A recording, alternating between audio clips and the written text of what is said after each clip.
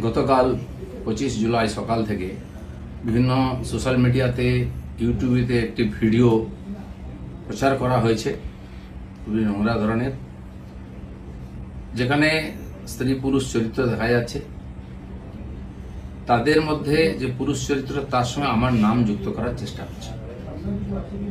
Video ঠিক কি ভুল তৈরি করা কিনা, কোন চরিত্র কারা করেছে আমরা কিছু জানি না, কিন্তু এর দ্বারা আমার ব্যক্তি চরিত্রকে হনন করার, আমার ব্যক্তি ইমেজকে ধ্বংস করার এটা খুব প্রচেষ্টা হয়েছে। একটি ষড়যন্ত্র চলছে অনেকদিন, সেই চক্র থেকে এটা করা হয়েছে। সেই জন্য আমার মনে হয়েছে যে এটার সত্য সামনে আসা উচিত এবং যারা এই চক্রান্ত করছে তাদেরকে আইনের সামনে আনা উচিত।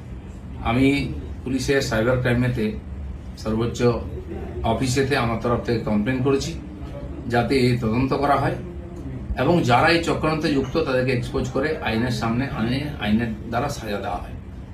আমি অপেক্ষা করছি পুলিশ কি করে। আর রাজনীতি এটা নতুন নয়, এ ধরনের চক্রান্ত চলতেই থাকে। অনেক বড় বড় নেতাদের, বড় বড় মানুষদের বিরুদ্ধে এই ধরনের চক্রান্ত হয়। এটা হচ্ছে শেষ অস্ত্র প্রয়োগ করে তাকে শেষ করে। আমাদের পার্টিতেও 5-6 বছর আগে বেশ কয়েকজন নেতার বিরুদ্ধে একজন মহিলাকে দিয়ে বলানো হয়েছিল। তার মধ্যে আরএসএস এর প্রচারক ছিলেন এবং পার্টির উচ্চ নেতৃত্ব ছিলেন। তিনি সোজা বলে দিলেন যে যে লোকেরা এই লোকেরা আমার সঙ্গে দেখা করেছে তারা আমাকে রেপ করেছে। তার উপরে পুলিশি কার্যবাহী হয় কোর্ট কাছে, তারপরে সে চাপা পড়ে যায়। ইদানিং কালে সন্ন্যাসী প্রদীপ্ত মহারাজের ব্যাপারে এরকম হয়েছে। 12 বছর আগে কোনো মহিলা নাকি তার দ্বারা তার উপরে অত্যাচার করেছেন, তিনি এসে স্টেটমেন্ট দিয়ে দেন, সে নিয়ে বিরাট চর্চা হচ্ছে।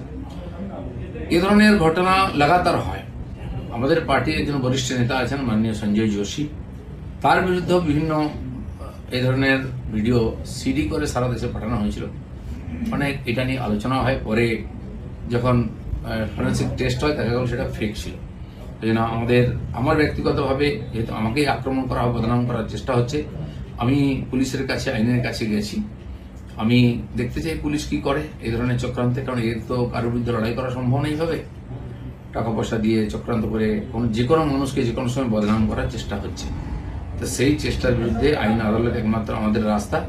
আমি আইনের কাছে গেছি, লিখিতভাবে বিভিন্ন লিঙ্ককে সেখানে আমি পাঠিয়েছি যে যারা যারা এটা নিয়ে ইচ্ছাকৃতভাবে আমাকে বদনাম করার চেষ্টা করেছে তাদের বিরুদ্ধে ব্যবস্থা হোক।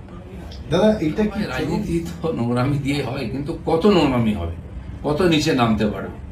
পশ্চিমবাংলার রাজনীতিকে বারবার কলুষিত করার চেষ্টা হচ্ছে। আমরা যারা সাধারণ কর্মী হিসেবে সাধারণ মানুষের সঙ্গে থাকি, আমিও 40-42 বছর ধরে সামাজিক জীবনে কাজ করছি। আর্থিকভাবে আমাকে কেউ বদনাম করতে পারেনি। অন্যান্য অনেকবার কমপ্লেন আনা হয়েছে, আমি তার জবাব দিয়েছি।